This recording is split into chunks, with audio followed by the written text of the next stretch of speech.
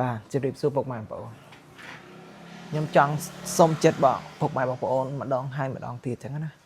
ឲ្យចូលរួមជួយតបយើងបាទក្នុងកលៈទេសៈដែលមានបត់ឈប់បានរយៈពេល72ម៉ោងឥឡូវវាផុតហើយ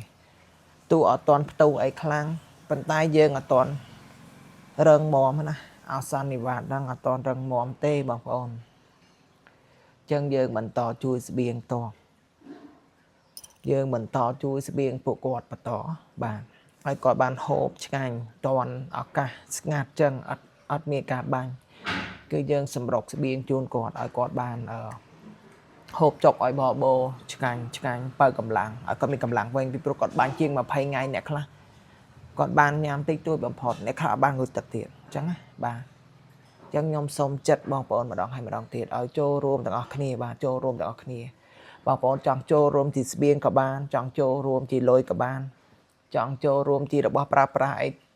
ក៏បានដែរបាទខាងខ្ញុំទទួលរហូតដល់ប្រទេសជាតិយើងមានសន្តិភាពពេញលេញបាទអរគុណគ្រប់ជម្រាបលា